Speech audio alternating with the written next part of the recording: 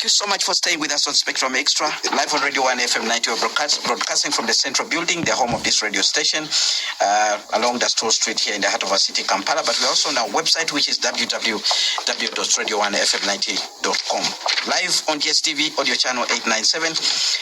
And we are also live on the different radio listening apps, which can be obtained from the Google stores of your smartphone. Our topic of discussion today, we are making sense of the 2024-2025 national budget, but also the speech which was delivered yesterday by the Minister of Finance, Planning and Economic Development, and also followed by a deeper explanation by President Yoweri Museveni. Ms. Angella, let's hear from you on the issue of the performance of the economy. Your colleagues here seem not to be having faith in the numbers which were shared by the minister. No, we've shared good numbers. What was your view? Thank you. For me, in looking at this budget, we do work with communities. We are human rights advocates. And the rights that we work on, we want people to live in dignity. So when I'm looking at this budget, or when the Initiative for Social and Economic Rights is looking at this budget, we want to think about a father in Omoro district who cannot afford school fees for his children because of crop failures due to extended drought. We know that in those areas, people pay cash, but also have options to take, say, food items to school in lieu of cash. So you can take beans, you can take maize flour. So that father, is he able to pay school fees for his children? I think about a mother in Buikwe district who is detained in a private partnership hospital because she ended up there to give birth because there's no public alternative in her area. So when you are a mother, I know all of you have mothers, you have sisters, you have daughters. When you're pregnant, you don't know when you're going to get an emergency. But when your income is low, when you get an emergency, you'll just end up at the nearest facility. So we have mothers. So if you are a mother and you're ending up at a private facility to give birth and you're detained because you cannot afford the costs of that care, I want to look at the budget that way. But I also want to look at an older person who is receiving SAGE, the money that government gives to older persons, the 25,000 shillings per month. And in the budget, you have indirect taxes and the impact of those indirect taxes, because that old person who is getting 25,000 shillings a month is going to buy a bar of soap from the same facility where probably her area MP is going to buy soap, and there's a difference in income. So when you have indirect taxes, how do they impact the most vulnerable? But also I want to look at a 12-year-old boy who is in primary 7 now, but is not sure whether he's going to be able to sit for his primary living examinations because he has a school fees balance at school. We also want to look at this budget from the perspective that there is a family that is right now fundraising to take their child to India for a heart transplant because they do not have the privilege of tapping into government treatment abroad, which money is actually taxpayers' money. So in looking at this budget, for me, I want to look at from that lens. And just to give you something, you are asking us, like, what is good? I have seen that some monies have been allocated towards access to education, for example. There is 4 billion shillings for 38 primary schools that are implementing universal primary education. There is another 11.28 billion for secondary schools that are implementing universal secondary education. But also there is 14.3 billion for renovating and expanding facilities in 36 secondary schools. But I'll tell you that much as that is the status quo, there is that allocation, it all falls short of the targets by the Ministry of Education, by the Education Sub-Program, what they had planned. So I don't know how we are going to be able to deliver access to education. The budget, for instance, doesn't talk about the National Health Insurance Scheme, and we know how much we pay from our pockets to be able to afford health care. So for me, I would want to look at the budget from the lens. What does it say about education? What does it say about healthcare? When the president was speaking, when the minister was speaking, there is consistent reference to, human capital development, health, education. But when you go into there, what is available for us as citizens? You talk about infrastructure, these big infrastructure projects that are taking a huge part of the budget, but you're shortchanging economic and social rights. I mean, when I'm sick, I'm not going to wait for a road, for heaven's sake. But you need that road probably to go to the hospital faster. But we also have elephant projects that are taking a huge part of the budget. We all know about Lubowa and how much money is going into Lubowa. But we have immediate needs that could have been fixed at Mulago Hospital. So for us, we look at the budget from that lens, and we want to interrogate what is it for that 12-year-old boy who is not sure he's going to be able to see PLE because of the school fees balance, because there is no adequate investment in public education. And because there is no that adequate investment, you have private actors and even in government schools that are charging fees that are prohibitive. And government statistics, government data, Uganda Bureau of Statistics has told us that 6 out of every 10 people that drop out of school, it is because of school charges. So what message does it send to that person? I don't know. Tell us. So for me, I would want to see us getting very serious around allocations for those sectors, the way they talk about them. Like, if you say you're into human capital, what investment are you doing? I'll give you an example. Just this week, we launched a report with Human Rights Watch around access to pre-primary, because we see pre-primary as the foundation of learning, long life learning, and the benefits are enormous. And there is no government provision at all. It is all private sector led. But research, we've done research, UNICEF has done research, UNESCO has done research, IMF has figures, the World Bank has figures that show that this is a good investment. And actually, when you look at the cost-benefit analysis done by UNICEF, it shows that for every shilling invested in pre-primary, you can get back 16 in return. So we have to start looking at these things as investment. And usually when we are doing this advocacy, we get questions. Where do you think government is going to get this money? And for us interrogating this, we see a lot of efficiency that is happening in the system. That just the cost of rolling out public funded pre-primary, which many people call nursery, you would already realize 90% of that cost through the repetitions that happen within the system, through the overcrowding, because many parents are now taking their children to P1 before they are 6 years. So you have 4-year-olds, you have 5-year-olds in P1, and you have, these overcrowded classes, they remain in the system. And many questions you always ask as journalists when the Minister of Education releases the results, that you in the system, you enroll these many kids in primary one. How come the figures you're reading are short? Where are those kids? They are stuck in the system because many of them got in when they were not ready, they were not prepared. Others have dropped out, they are in child labor. 16th June is the Day of the African Child, and we are grappling with child labor. And why are kids going into that? Is because of the environment that we have created. We have not looked at, education as an investment that can yield a lot of results for us. So where do you going to get a competent workforce when what you're churning out is half-baked? But we have to look at the foundation first. And that foundation is pre-primary, but there is no government support for it. And it's even in the law, because when you look at the Education Act, Section 10, subsection 2, it says that financing is for the parents and guardians. And then the provision is by private providers. So as long as there is no that government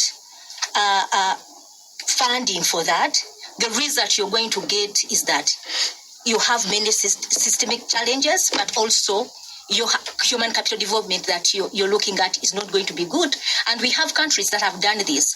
I'm glad to tell you that we have countries as poor as Sierra Leone that are offering now 1 year of pre-primary, but their GDP is just half of what Uganda's GDP is. All right. Well, Angella raises the issue of how we are allocating our resources, and I'll be coming to you, Dr. Kakungulu. But let me first introduce our fourth panelist, the Honorable Godfrey Kabbyanga Baluku, the State Minister in charge of National Guidance, Government of the Republic of Uganda. Thank you very much for making time to join us on this discussion. Thank you very much, Kenneth, and good evening, listeners. Well, shortly we'll be coming to you, but let's hear from Dr. Kakungulu. Angella raises the issues of thinking through the priorities. Even as we have a budget of 72 trillion shillings, when you look at the speech, you look at the allocations, have we really thought very hard about the issues that will help us to get to that tenfold growing of the economy, but also sustaining it in the long run? Because things that she talks about, like human capital development, are very critical if we are going to have an economy that ticks. Okay, so first of all, I wouldn't even, if I were the one and I see Ugandans focusing very much on the budget, a budget is like a wish list, which you can choose to follow or not. And in our case, we've shown that we don't follow it consistently. That should be at an individual level, not at the level of a government that is taking care of millions of people. Government does not follow the budget. There is no evidence. There's no budget that government has ever followed. If you look at the previous budget, government, shortly before this one, before the financial year ended, government brought a supplementary budget, as you know. So we are talking about these things, but we need to focus more on the implementation and the execution. And His Excellency, the President, talked about a cartel.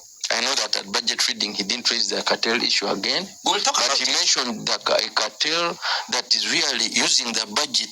It's almost like they're using the budget itself. So the priorities.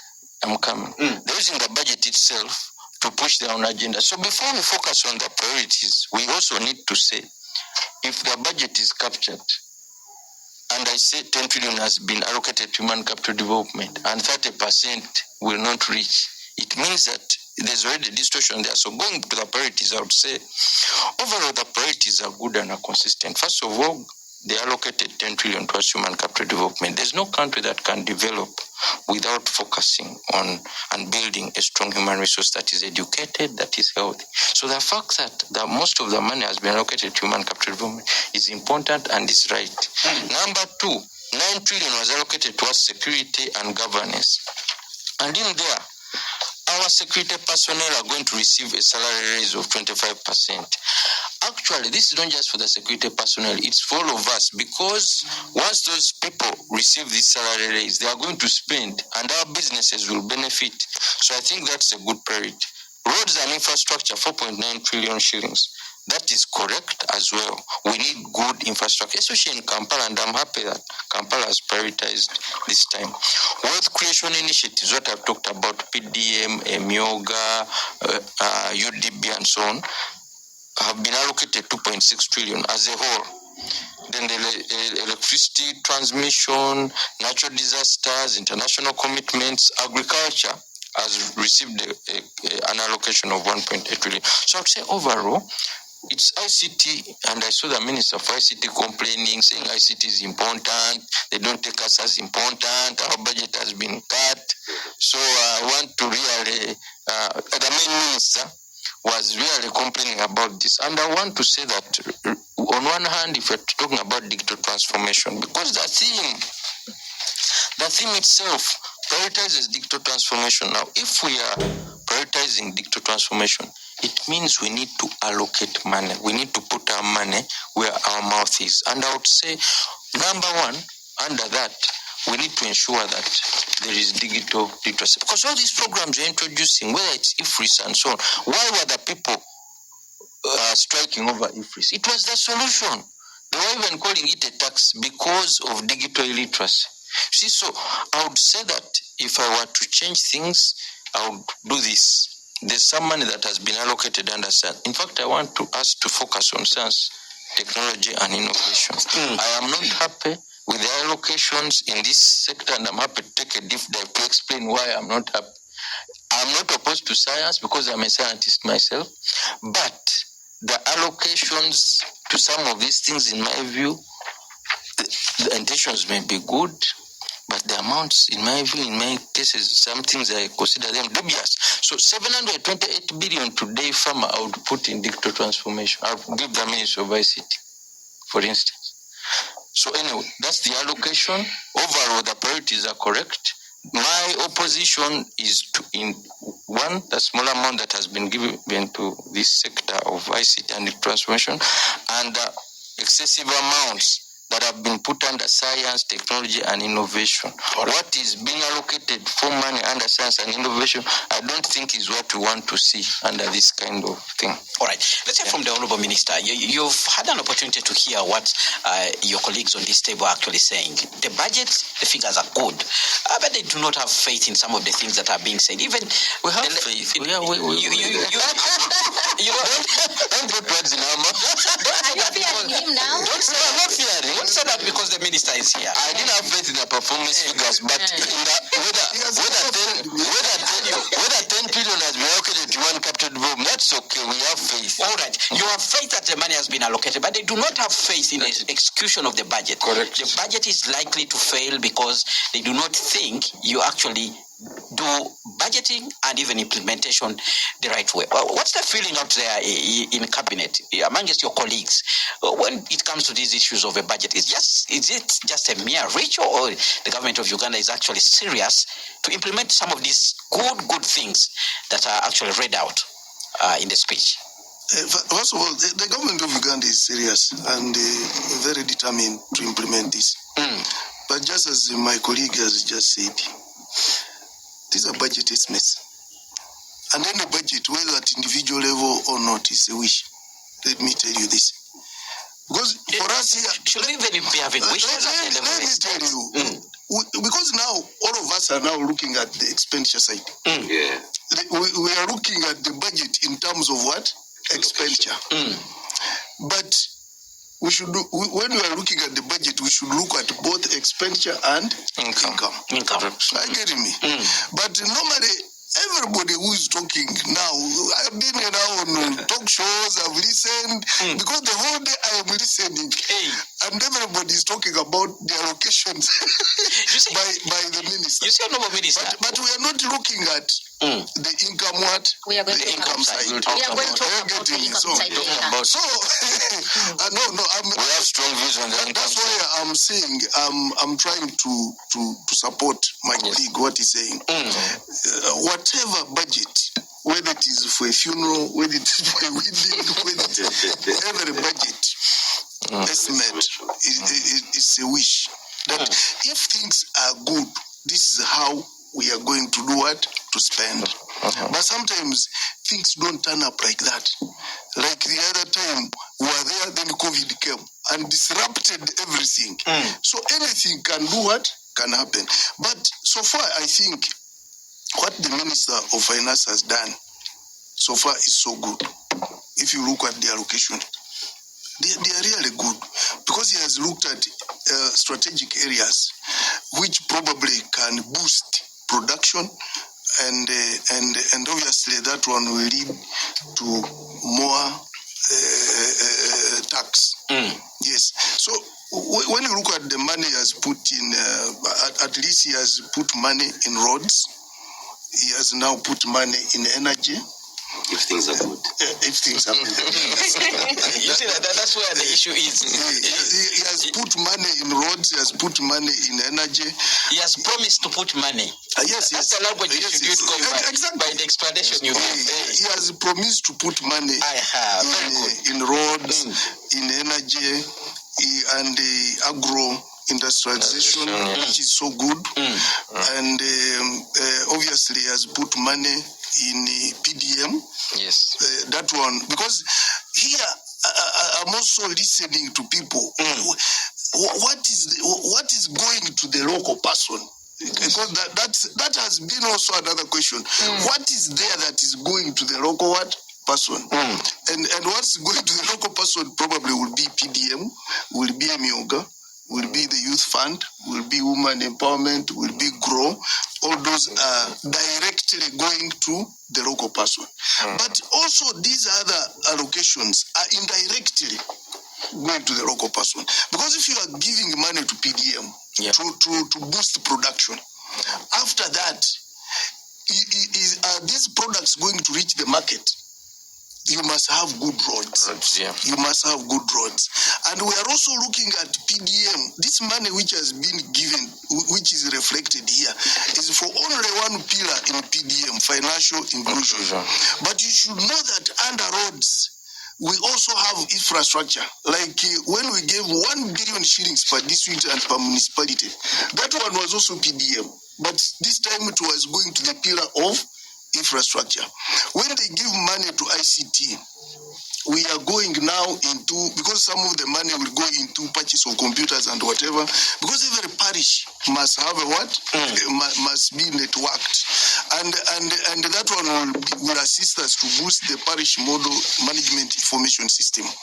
This expansion of infrastructure under the national backbone, for instance, internet backbone, we are looking at taking internet in the whole country. And under the UDA project of World Bank, we are also looking at taking that internet now to the parish. And all those are indirect investments that will boost what is taking place in all those in all those villages. Try to explain how will that help a common person on the ground, extending internet to the parish level? Give us an explanation there. Should it be a priority now for Uganda amidst all the challenges? We have already given money to a parish circle, and the whole of PDM is driven by a system, which is parish model management information system. Even monitoring and evaluation is run on that system. Because we are trying to seal leakages, so that even me myself, when I'm in my office, I'll go to my dashboard and see how the parish is performing. And that one will help us. So that people don't misuse, first of all, the money under PDM. It will also assist us to see whether the people who are supposed to get that money indeed got that money. But people don't look at it. They think digital transformation is about the people who are sophisticated. No, even the other local person, if someone gives you, if we have said, give the household 1 million, and I find out that this household was given 700,000, I have to find out where does the 300,000 go. You know, that's how all these things work too. This world is going digital. That's why in our roadmap, the digital roadmap, we have emphasized digital skilling and literacy. And that's where this man is. Because he's even assisting agriculturists. Because everything now is going digital. Even for people who you may think are not educated like farmers, they have someone who can tell them that, you know, this season will not have enough rains. Going to internet, you'll check and see. So all those are things which might not indirectly put money in the pocket of the local person, but indirectly they will assist. Then energy, I was happy with the investment in energy. The only thing which I'm praying is it should translate in reduction of tariffs. Because here, the biggest problem we have in this country now, as far as manufacturing is concerned, is the cost of electricity. Compared to our neighbors. It's very high. Strange enough, and you know, yet we export electricity to some of these neighbors of ours. And it goes into the cost of production, so that the products which you produce, the prices are what? The cost is high. So when the president is talking about import substitution, export promotion, we can't compete because our prices are a bit high. So this investment in energy, I pray that it can translate into reduction of what? Tariffs. Of tariffs, so and that the cost of production. and the cost of production, so that we can produce at a competitive level. And once we do that, then it will be okay. All right, Spectrum Xtra on Radio 1 FM 90. We're going to go for a break. When we return, we'll look at a little bit of the knowledge economy, but there are so many other things that we need to talk about. The minister challenged us that we have not been able to talk on the side of the incomes. Can there be incomes without substantial investment into the economy, into the sectors of the economy that can actually trigger growth so that we can earn more? Now, stay tuned to Radio 1 FM 90. Spectrum Xtra will continue after this break. Spectrum Xtra, Fridays 7 to 9 p.m. on Radio 1 FM 90. Thank you so much for staying with us on Spectrum Xtra live on Radio 1 FM 90, and thank you so much for listening to us and contributing to this discussion. Already, I have a number of comments that are coming in. I'll read them, some of them out. I'll begin with Candin Ben, who writes and says, "Good evening, Spectrum Xtra. Our budget is always good on paper, but when it comes to liquid cash, it ends up in tears. Like now in Parliament and other government departments. That is just rubbish, facilitating corrupt government officials." Then we have a comment from Richard. "The budgeting of government is a ceremonial ritual. It starts from the unrealistic amount of 72 trillion. That speaks volumes. It's attainable. Is it attainable, 72 trillion? If your answer is no to 72 trillion, then tell us. Then that tells us that budgeting is a hoax. Secondly, the scam and fraud in the budgeting process reflects thuggery and lack of relevance. Anderson, from the moment the act and word corrigenda was introduced in the last minute, that showed total crisis in our country. We have another comment. Budget reading has become just a ritual that's read every year because whatever is done has no impact. That's a comment from Ariko. We have another comment coming in from Okoth Charles, who said, "I'm happy that so-called budget committee members of parliament accumulate a lot of wealth that in turn they use to bribe voters in the name of offering services. One former MP destroyed our gardens here in Tororo without our consent, that constructing roads with while constructing roads with stolen money. I'm happy he failed properly." That's a comment from Okoth there. We'll keep on reflecting on more comments that will come our way. But a little bit focus on the issue of the knowledge economy, because it has been identified as one of the key sectors that will take us to the next level. You as a key player in that sector, Mr. Japeth Chicco Kawanguzi, do you think this sector is being handled well? And like Dr. Walugembe said, these resources that are being placed in that particular sector, given the background and the questions we have had on the issues of science and technology in this country, are you confident that it's going to unlock your potential? Yeah, interesting question. I'm happy I'm seated next to my minister. He's very accessible to us.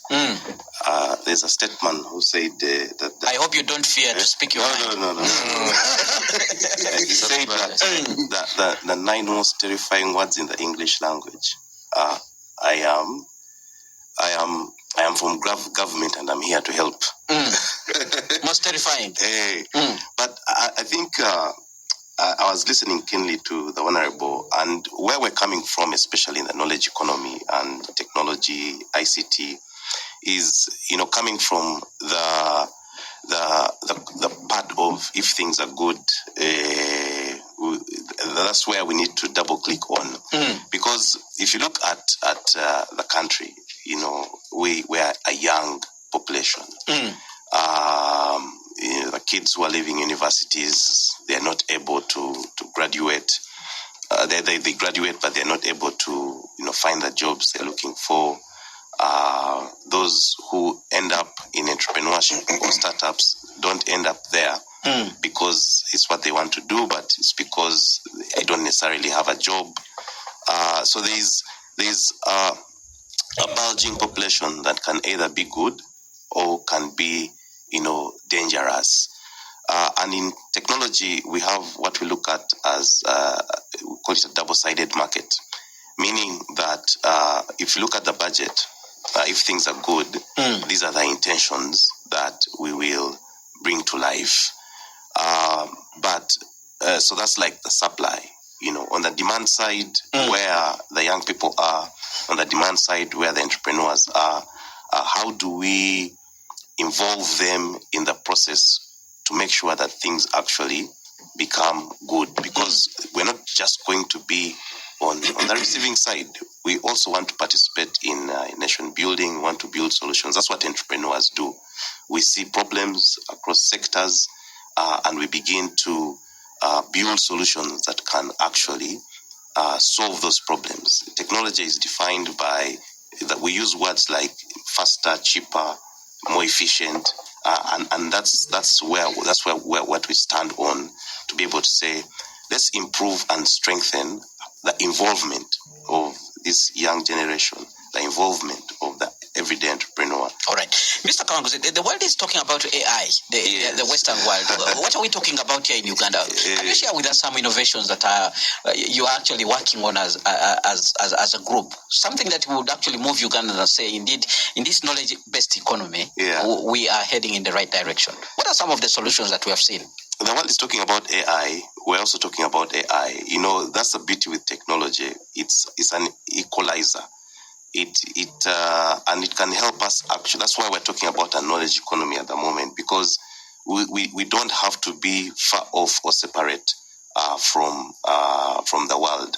At the moment, we are seeing so many young people who are building EV electrical vehicles and batteries, as solutions and startups, and contributing to to how mobility can be. How we can begin to solve the problem of mobility. But, if you look at, again, I keep going back to, the population. It's not just technology. The biggest percentage of this young population is also in the creative sector. In fashion, in film, in media, in entertainment.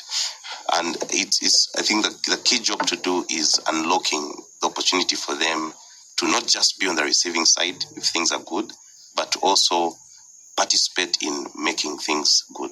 All right. The minister threw to us a challenge to discuss where we can actually get money to actually make this budget tick, because it seems to suggest that this is a wish list. But there's been a feeling, especially when you hear people who talk budgets, indicating to us that we have a lot of money, but we are likely to be throwing it all around. And I'll come to you, Angella. Where can we get the money when you look at this budget? Is there wastage? Are there things that we should actually avoid to be able to provide for those unfunded priorities, looking at the state of affairs in our country? Thank you. The minister will be very, very happy when he leaves Radio 1 tonight, because I'm going to point to him where the money is, and I'm very sure he knows where it is, but he might not be shy away from certain things. But I'm going to show him where the money is. Show us the money. Yes. But just before I go to show him where the money is, I just wanted to point out something. So in the budget, this debt thing has been recurring. So, and we are saying that the money that we have to pay, the money that we have to spend on debt repayment vis-a-vis the collections is grossly insufficient, that we are supposed to borrow again 40 trillion. To be able to pay. To be able to pay, that is from internal and external sources. And I also want to look at how much and what that means to health, education, and social protection. When you see the whole percentage that debt repayment and servicing is taking up, it is 57% of the budget.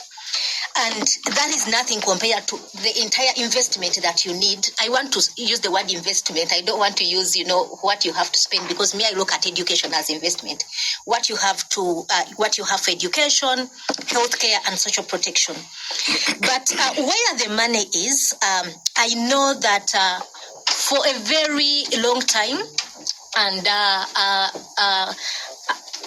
Our former PS, Keith Muhakanizi,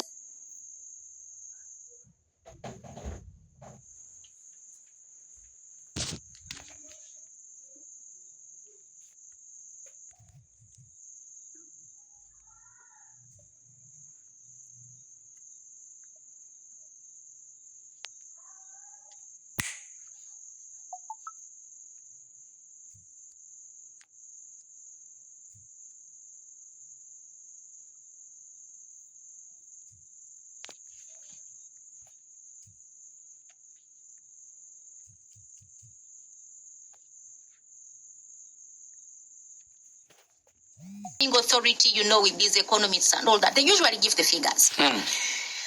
Why can't we have the evidence? Let Ministry of Finance, they have hinted about it, but we want a cost-benefit analysis to show us, to point us to the evidence that actually tax exemptions are good. And it should be published because it should be a public document and we are able to access it. Probably that's why we are seeing there's so many factories coming up. People given incentives to actually invest more. Yes, but when there are those exemptions, you're telling us they are good, because what we are looking at is how do we generate revenue domestically to be able to finance our budget. When you look at Kenya, Tanzania, Rwanda, so over 70% of their budget is from domestic revenue. Why can't we do it? I'm not talking about Denmark. I'm not talking about Sweden. I'm not talking about Netherlands. I'm talking about Tanzania, Kenya, Rwanda, that they have over 70% of their money that they're going to run their budget with from domestic resources. So if indeed tax exemptions are good, can we have that cost-benefit analysis? And we reason from a point of evidence. I think that is very key. Let us go to corruption. I think every Ugandan should get people in government. I don't know. Should we just give them a middle name called corruption? So in between your first name and the surname, we insert another name called corruption. Probably that will help us fight, because it is so glaring and it is so straining for someone who has to pay taxes, because we also have to look at URA. I actually feel bad for URA, and that is why they have to get all the anger, and they have URA officials have turned into military men. It's like you have to collect taxes on gunpoint. And why are we in that situation? The reason why we are in that situation is because we do not feel our taxes. The roads that we are traveling on, I have to pay for my child's education. I have to pay for health care. Basically, I'm on my own. Ugandans, we are on our own. So where do you get the incentive to pay tax? I think government should be.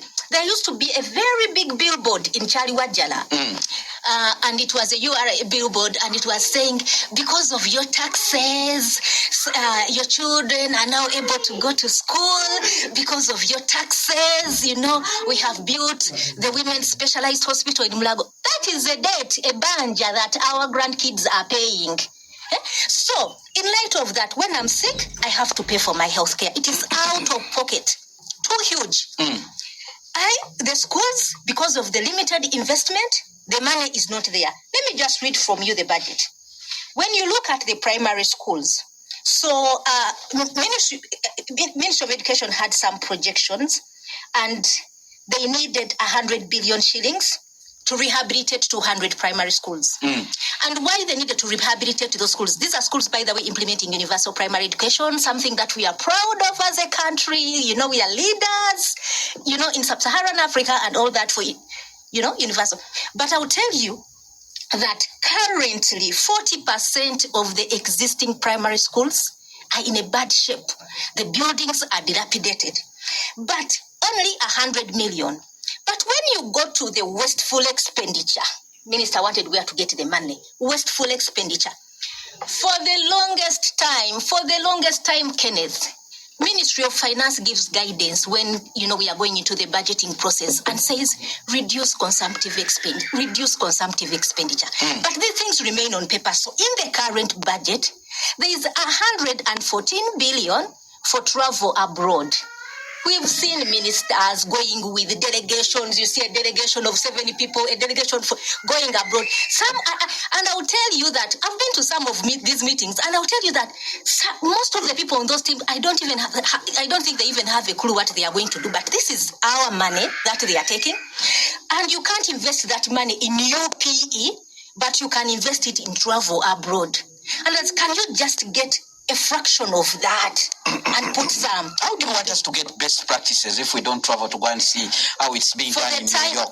For the time that they have been traveling, what have we gotten from that? Where is the value? I'll tell you that in Tanzania, there is a time I met a lady somewhere, and she said that she almost missed her flight because she had to present documents at the airport, answer questions. She works at the university, a public university, why she was traveling and how that travel is going to help Tanzania.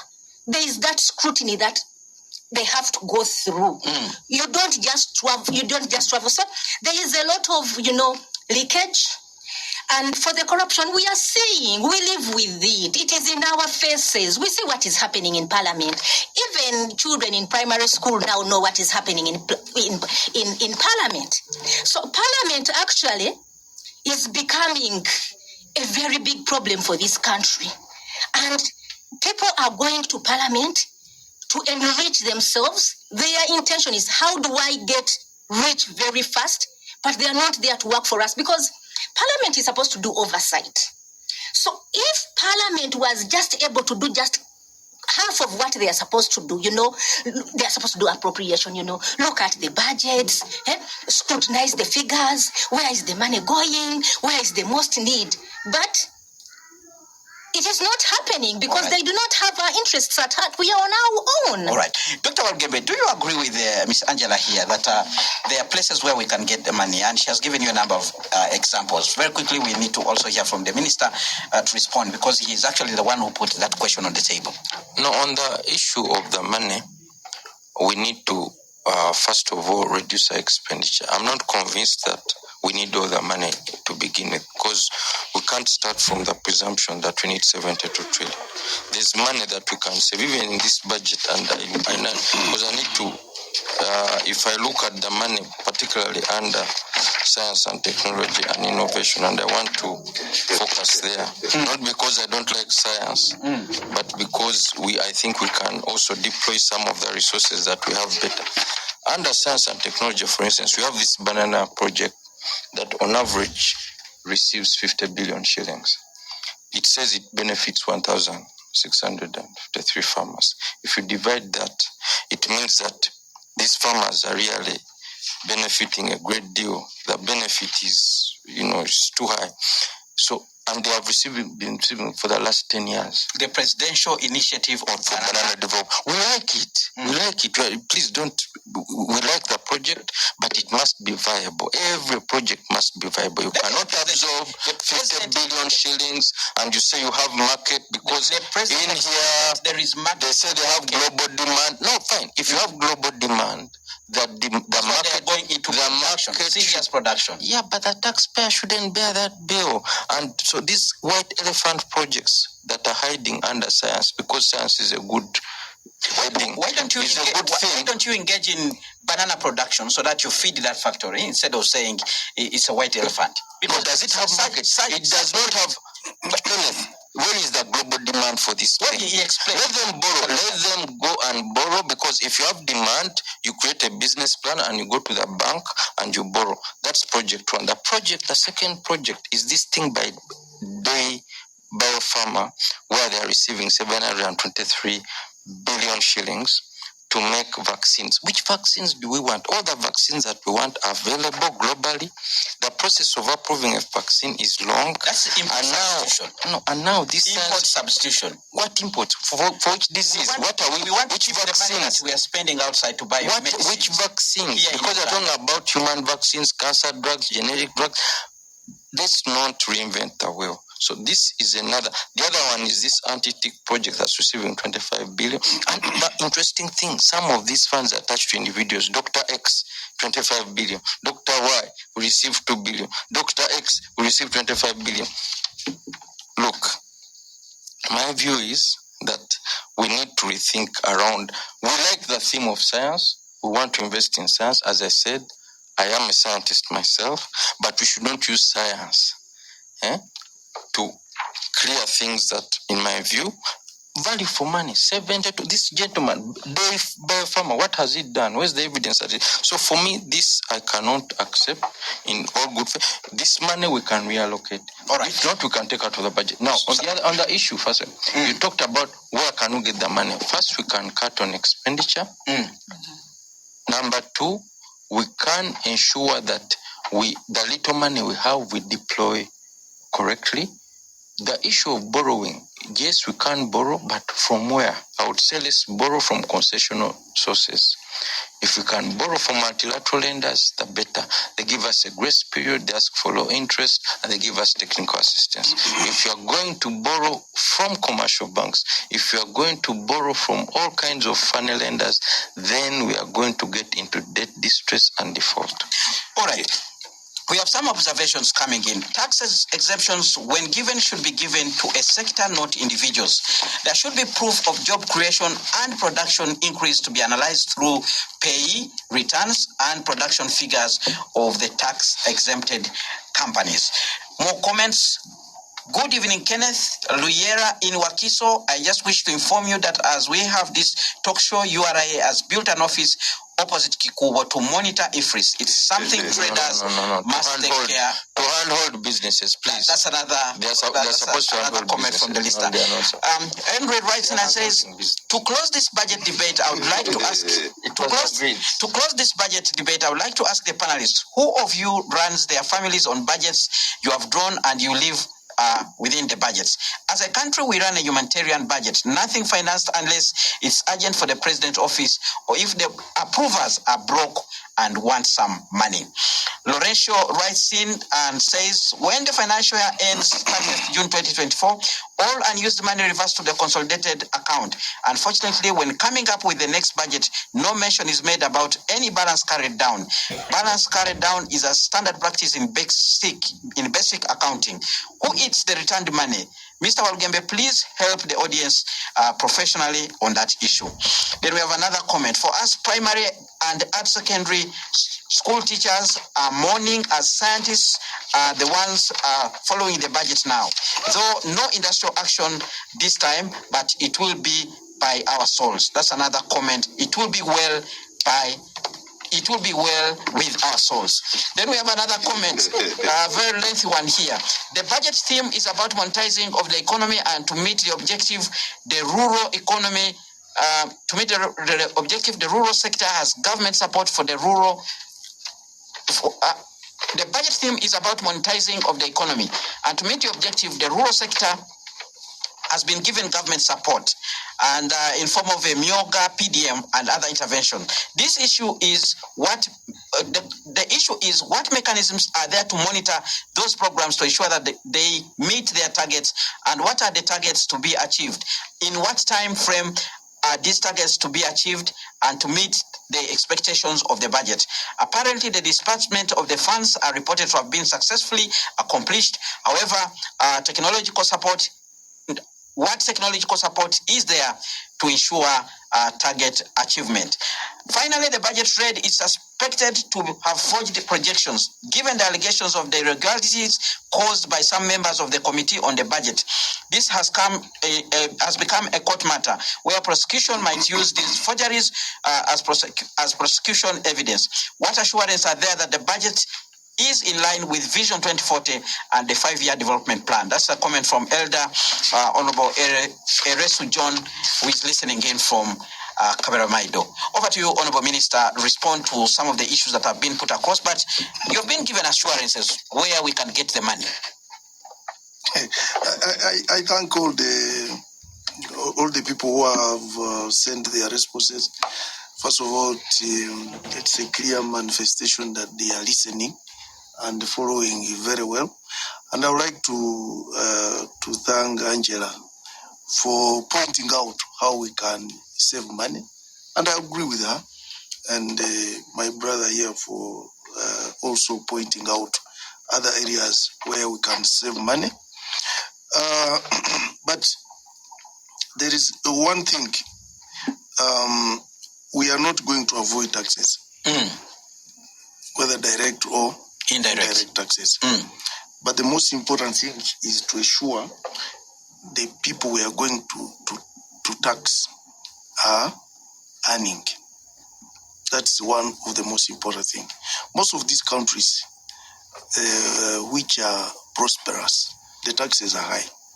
But the most important thing is to ensure the people who are going to be taxed are earning.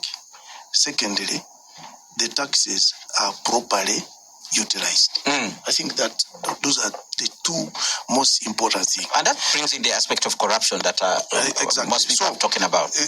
What we are doing here, that's why I told you that the Minister of Finance put money in strategic areas, roads, energy, PDM, so that what if you invested in PDM and all these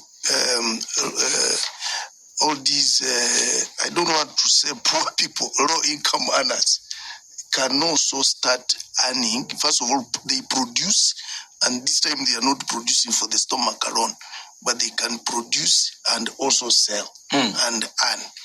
It will improve their income, and it will also improve their purchasing power.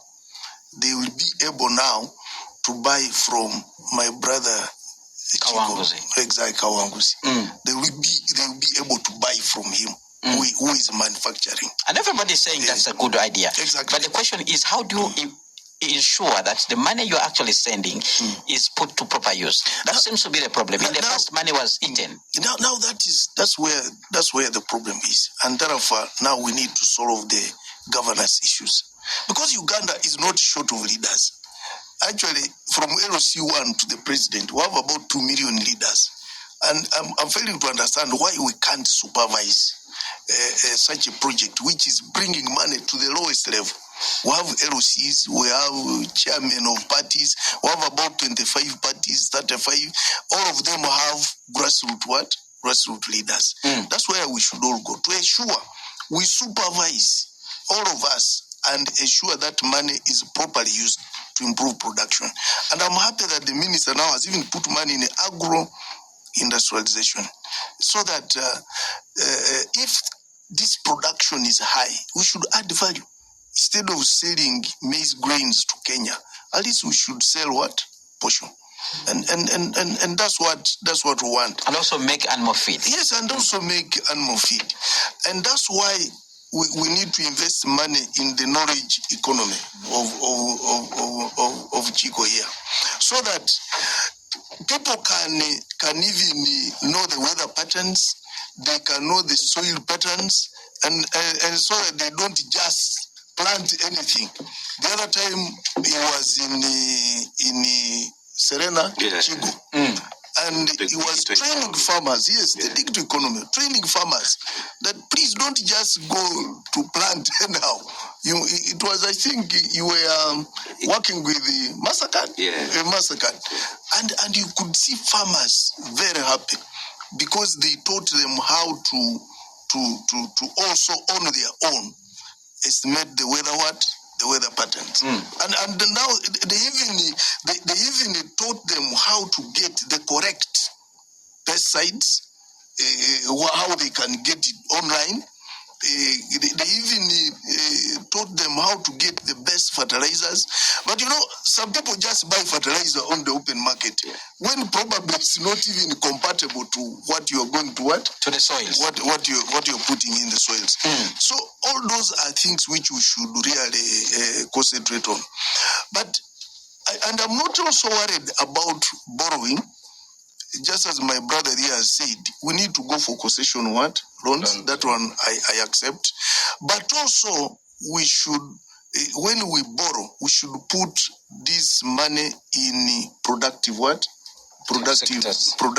Is that what you're doing now? Yes. That's why we are borrowing for roads, for energy, so that and some of you, even if we borrow for security, you say no, security. Security is very, very important. Nobody can produce when there is insecurity. But what I'm saying, Also, we should but also borrow. there's a saying that absence of war does not mean peace. You should also solve the other issues. We shall come to that. But if we can borrow and invest it properly, we shall gain. If we can borrow and we use that money for what it has been borrowed for, it will be okay.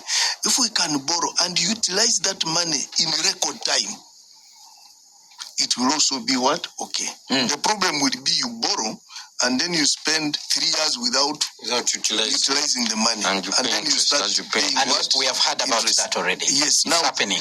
I think that's where the problem is. So, in addition to what she was talking about, those are also sources of what? Of problems, leakages. And that's why, because if you can borrow and put it in strategic investment, within 5 years, you will see results. And even you start paying the loans without a lot of what? Pressure. A lot of pressure. All right. Obviously, tax exemptions are very, very important. Let's dig the tax exemptions when we return from this break, because it's an interesting place. Some people actually suggesting the formula that we should use. We should be able to follow up those that have received tax exemptions to ensure that they're actually delivering on what they promised Even to the do bailouts. at the time they were. Even the bailouts. Giving individuals money instead of giving to sectors where there are so many people. Well, stay tuned to Radio 1 FM 90. Spectrum Extra continues after this break. Well, thank you so much for staying with us on Spectrum Extra Review, the major events of the week. Our focus is on the 2024-2025 national budget, but also the speech delivered by President Yoweri Museveni through the Minister of Finance, Planning and Economic Development, Matia Kasaija, yesterday. My guest this evening, the Honorable Godfrey Kabbyanga, the State Minister in charge of National Guidance, Government of the Republic of Uganda, Ms. Angella Kasule Nabowe, Executive Director at the Initiative for Social and Economic Rights, ISA, who are members of the Civil Society Budget Advocacy Group, where she's also a board member, Dr. John Kakungulu, Walugembe, Economist and Executive Director at the Federation of Small and Medium-Sized Enterprises of Uganda, and Mr. Japeth Chicco Kawanguzi, Team Leader at the Innovation Village, who are the trailblazers in innovation and the knowledge economy in Uganda. My name is Kenneth Lukwago Anderson, your host. Please keep your comments coming via the WhatsApp line, which is 0703-090-090. Help us to shape the discussion here in studio. Now, gentlemen and ladies, let's focus a little bit on this issue of tax exemptions and tax holidays and their relevance to the economy of Uganda. And I'll begin with you, Dr. Walugembe. We know the argument the government has put across. We are competing for investors with other countries. We should therefore provide incentives to win that race, get more investors here, create jobs, expand the economy, collect more taxes, and work on the challenges that this country faces. But now we continue to hear people are saying it's time to rethink some of these incentives. What's your take there? Well, the argument is correct that when you are attracting investors, you must offer something in return as a destination, because other countries do the same. So since 1991, government rolled out a generous regime to attract investors. Over time, there were complaints, of course, and what government did was to institutionalize it within the tax code.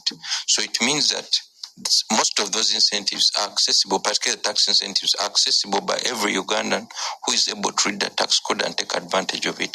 And if you look at the tax code, for instance, it will support businesses in agriculture. Why? Because government prioritizes that sector. Now, there has also been abuse in the sense that some people are given far and beyond what is available within the code, or people simply abuse the code to benefit very many times. So I start a business, I benefit after 10-year tax holiday, I start another business, I come back as investor. Why?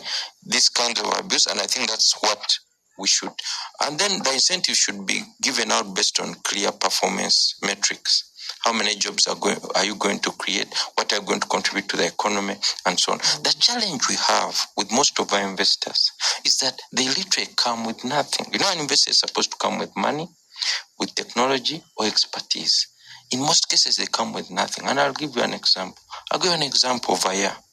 Aya came, he received land, he went and borrowed from the Industrial Development Corporation in South Africa. He borrowed $67 million. He was unable to pay. They are demanding 624, and government is considering to pay for him. So when the government pays, does it take over? This gentleman has really taken us for a ride, in my view. He basically brought nothing and has benefited from an extremely generous regime here. Then the other issue, so this is just one example. And then we have this issue of bailouts. I borrow money, I'm unable to pay, and then someone bails me 200 billion. We must have, if we think we must bail out businesses, let us start an entity, the Uganda Bailout Company. Any business, a micro business, a small business that feels that they are struggling and in need of bailout can go and put in their application. Even if you need a bailout of 500,000, we want to make sure that this is a fair process. Then we have this issue of grants. There are people who also benefit from pure grants. They are not bailouts, they are not tax holiday, they are just grants. We must institutionalize all this. Now, on the issue of going back to the issue of tax incentives and investors and so on, I do not believe, and a lot of our civil society actors, Oxfam and so on, have been doing studies, we need to eliminate tax holidays and tax incentives. I think they're important. They're an important instrument in the economy. However, we must ensure that they are not abused, and we must ensure that they are accessible to all. We shouldn't promote them in such a way that they only favor a few. So, for instance, if government is giving out a square mile of land, where do I apply? How do I access as John? If I need to access 500 billion, I have a brilliant idea. Where do I go? And I think this is what we are saying. The same with all these funds that we have either for science. If I'm a scientist and I have something new, where do I go? Where is the fund that I apply to? So for me, the point is, how about you, these incentives? This is a loan. These guys who are getting money, these are not loans. They're just getting money to research. Someone's getting 25 billion to research. So if John, as a good scientist, I have an idea, I have a new tick vaccine, where do I take my application? So that in the next budget, I'm also allocated 30 billion. Yes. All right, that's it for Mr. Kabbyanga. As a private sector player, I think I like where John is going with that. And for me, like I said, I'm really coming to this from the optimistic point of view, because typically incentives, typically where innovation has taken off, government has a strategic role they can play in what we call market creation, where as a private sector, it doesn't make business sense for us to invest. We expect, government to be the leader in opening up those markets. And what normally happens is when the government invests in a sector that is not necessarily lucrative for the private sector, it leads to what we call, spin-off technologies. Like when space technology was invested in, we got so many other innovations and ideas that came as a result of that seed investment. It ends up creating a market and a market opportunity. So I don't necessarily have a problem with the level of investments and the amounts that are going into what he called the white elephants. What we need to think about is two things. One is, how do we involve these young innovators in those value chains? Because if it is the 1, 2, 3, 4, 5 projects, then it's going to leave many behind. Right. We are looking at incentives for investors. Yes. You, as people who are in the innovation sector, are you getting the incentives? There's been a complaint there about how local investors are not actually supported. Yeah. Are you getting the incentives? Because innovation, and even I've heard about so many Ugandans who have innovations, but taking them to the market phase is the problem. I think, and that's why the reason I'm also here, it's really the sector is growing and growing fast, but struggling. So we need to, first of all, elevate and identify its contribution to economic growth, and say, here is how many jobs we are creating, here is how many young people are involved in this, here is how many young people are creating jobs for other young people within the sector, for it to then get that level of recognition. All right. Let's now move on and tackle some of the key challenges this budget is likely to face. But we'll also give the opportunity to the minister to respond on these issues of innovation and whether they are thinking of on these issues of exemptions and whether they are actually thinking about whether they are actually reconsidering, taking into account the views that are coming from different people on how to deal with the issue of innovation. Maybe let's begin there before we actually look at the challenges that await this budget, among which is corruption, an issue that I want us to look at conclusively. Honorable Minister, on the issue of exemptions, are you doing anything or are we still going to remain in the same direction? Some people say you're throwing money around, bailing out people. Somebody starts their company, they go without consulting any ordinary Ugandan who pays the taxes. They take a loan, they fail. Sometimes even because of the way they are managing their business, they collapse. And then the taxpayers are shouldering that burden of actually paying that particular loan. The question is, do we take over that business as the government of Uganda? Do we get even shares? Who accounts for that money that you're bailing out, that you're using to bail out businesses that should at least be left to phase out because of the practices of the owners likely? First of all, tax exemptions, just as Mr. Walugembe has stated, it's not something new. It's actually policy of it's out of policy of government. At one time, we wanted to attract investors, and the only thing we could do is to give tax exemptions, tax holidays, and other incentives like giving land in industrial parks. And so far, it has earned us a lot. If you go to Namamve, you will see so many factories that have come up, and indeed, we can now export several items. We are able now to export cement. We are able to export sugar.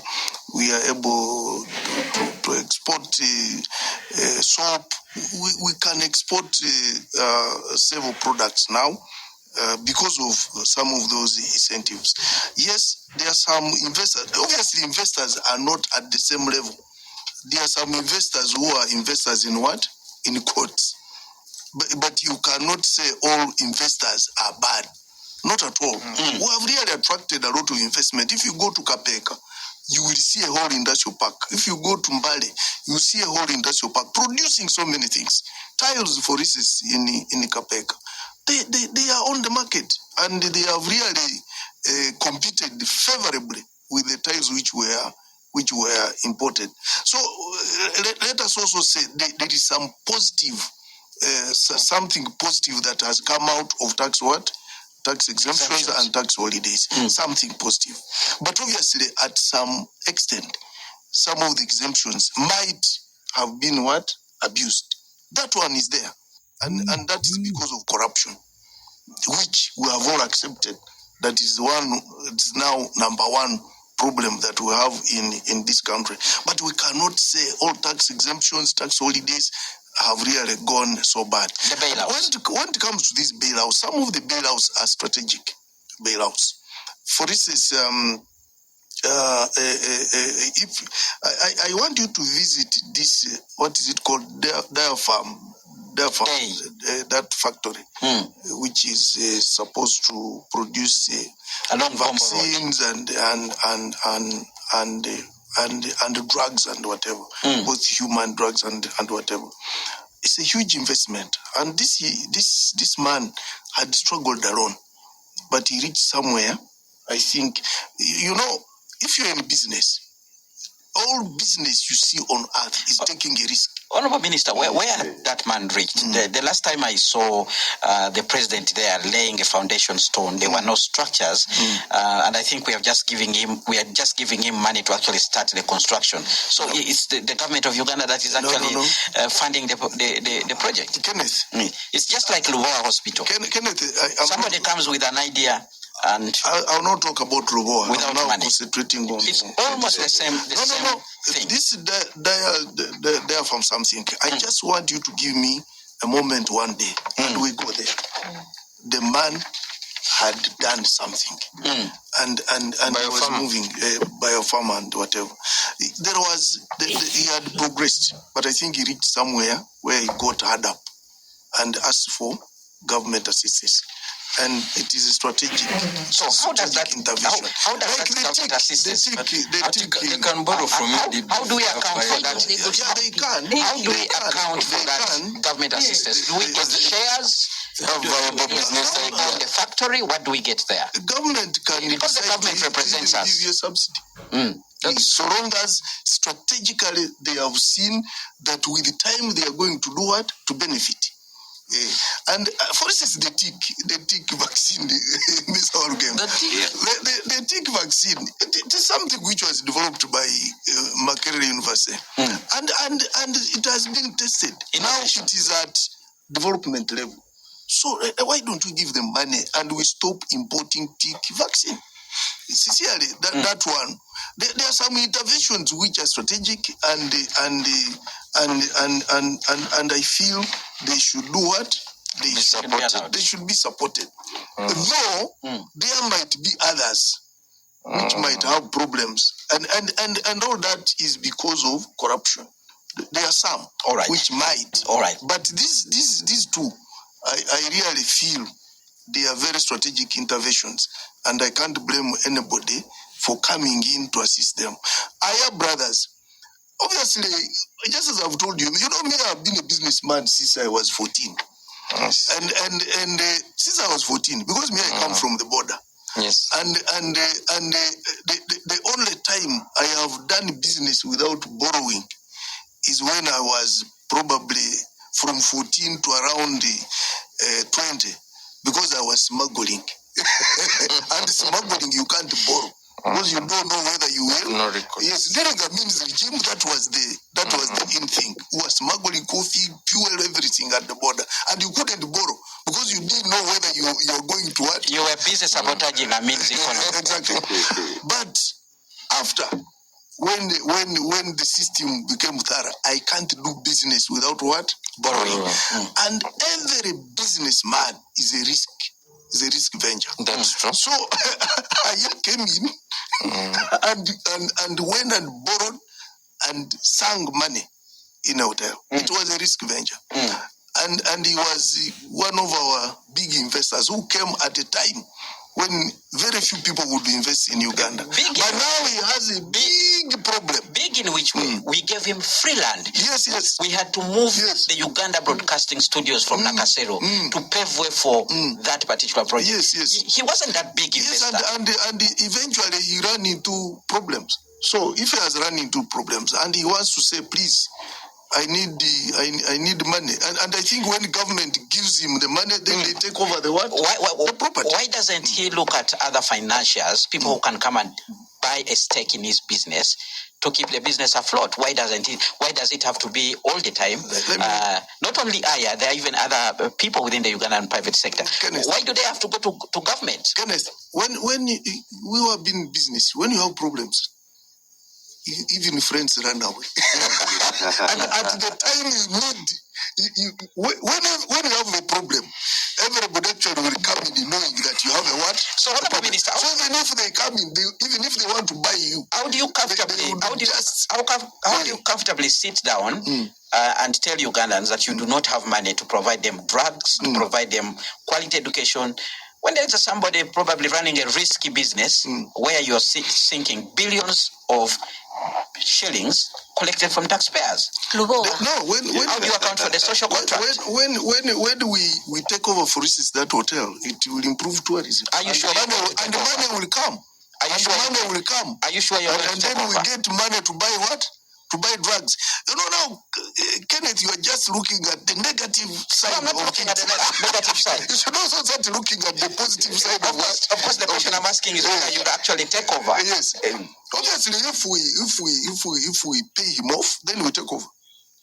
Yes, and we I think you should take over first. Oh yes, then we can take over and put it under management. All right. Contract of another businessman. All right. Because government is not interested now in doing business. All right. Yes. Time is not on our side, but we need to tackle this issue of corruption as a major challenge to the budget. And I'll begin with you, Ms. Angella. You partly hinted on this issue. The budget affected by corruption. We are told actually annually we lose about 10 trillion shillings. We were at one point told about what they call budgeting for corruption, where there was an intended plan actually to put money in the budget, which would then be shared out. Only for the president recently to actually tell us there is a syndicate between the Minister of Finance, accounting officers, and Parliament. And we're seeing some MPs actually being prosecuted because they wanted allegedly to take about 20% of a budget of a statutory body. That's the Uganda Human Rights Commission. Why are we failing to tackle corruption, Ms. Angella? I think since we are discussing budget, we need to go back to fiscal discipline. We have a very good law in the name of the Public Finance and Management Act. It is a very good law. But it is also being abused. It is being rendered useless. And as long as that is the status quo, we are not going to get in. Actually, the corruption starts from disregarding a legal framework. So don't be surprised, Kenneth and the listeners, that when we start implementing the financial year 2024-2025 budget 1st July, that you can even see a supplementary budget in July. It is because we are shameless as, people are shameless now in government. You make these laws and then you disregard them. So they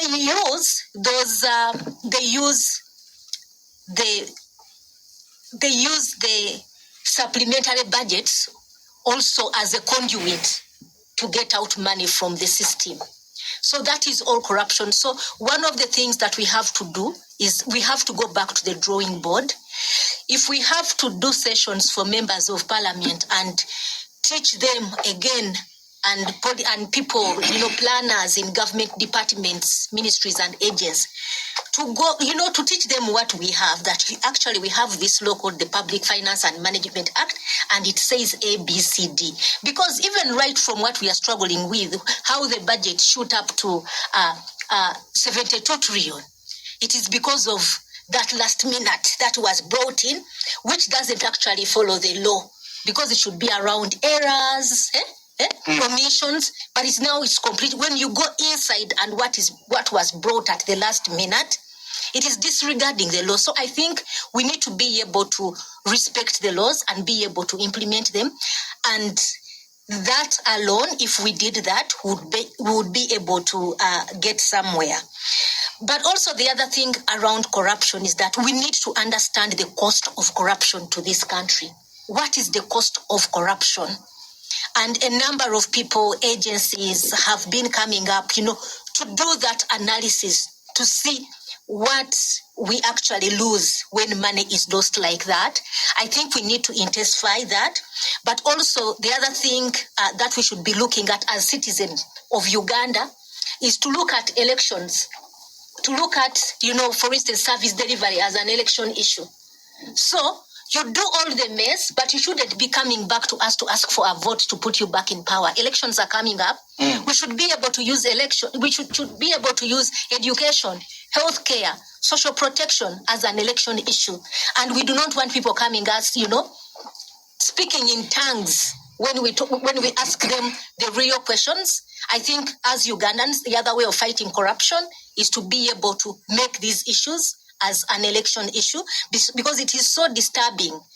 The other thing around corruption, I think URA should interest itself in this, why they are having trouble collecting taxes and why they are becoming beasts and everyone is looking at them as monsters. It's because we don't see any value of paying taxes as Ugandans. We are being cheated in broad daylight. So it's like the money that we pay in taxes is like money it's like throwing money in a latrine. So as long as that is the status quo, and Honorable Minister, please, when you go back to cabinet, please tell the president and your fellow ministers that we Ugandans are very good people. We actually want this country and we want it to develop. But the reason why URA is struggling to collect taxes and has to move with people who look like, it is because we don't see any value. And this corruption is all around us, and we feel so sad. It is so painful when we see the money that is being siphoned. I have seen the letter that has been written by Honorable Anite about the money that officials of Uganda Investment Authority awarded themselves. And when we see these things, it is very painful for us, very, very painful. So when you sit in cabinet, please tell the president that we are good Ugandans, we are very good people, but it is because we don't see any value. The roads are so bad. Actually, just even you start with your own car, the amount of money we pay, the taxes that are determined by you are that you pay on your car, and then you're going to drive on that Angella road. You drive and you're feeling the pain like this, and you're like, I wish I could just find a minister. The pain is too much. And strangle him. Yes, and strangle him.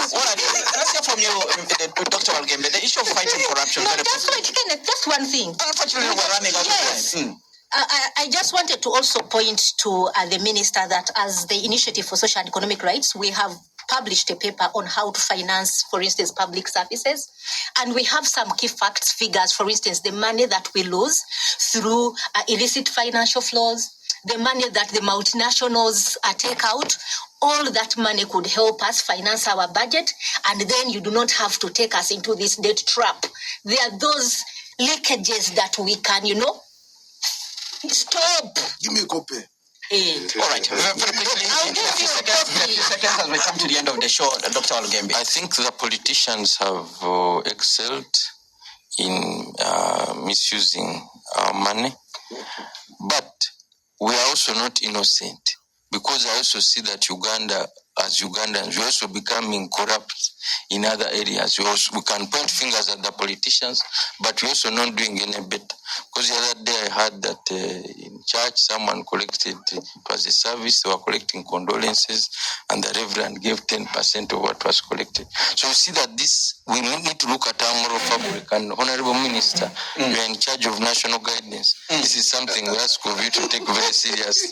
Guide the nation so that we are able to behave in a more moral way, I would say. All right. Mr. Kawanguzi, as we come towards the end of the show, your closing remarks? I think for me, my closing remarks is really the creation of more entrepreneurs in this country is something we need to look closely at. If you look at the latest tax data to see how many people are able to pay, taxes, whereas the number of businesses that are able to pay above 100 billion or that make 100 billion came from 125 to just 6. We also saw an increase in the small, medium enterprises and entrepreneurs. So there is a lot of work we need to do to build a better ecosystem for them. All right, Honorable Minister, you'll have the final. I think, on the issue of thank you, corruption. Kenneth, and all my fellow panelists. First of all, I think we all agree that we need physical discipline. 100%. We have now laid the budget. We need to follow it. Fiscal discipline is very, very important. 2, we all agree that the cost of production is hurting the economy. Because 2022, the IGG was talking about 10 trillion. We need to reduce on that. But we also agree that there is a giver and a taker. All of us are to blame for that corruption. We also, but I would like also to tell Angela, all right, that we are not throwing money in the latrine. Okay. But lastly, Kenneth, the URA office in Chicco was requested for by the for IFRIS purposes. It's correct. All right. For IFRIS purposes. To handhold them. Yeah. All right. I'm afraid time is not our best ally. I thank you very much, my dear panelists, for actually making time to be with us. And thank you very much, dear listeners, for tuning in and sharing with us on this platform. From us here in studio and the entire production crew, we wish you a good weekend.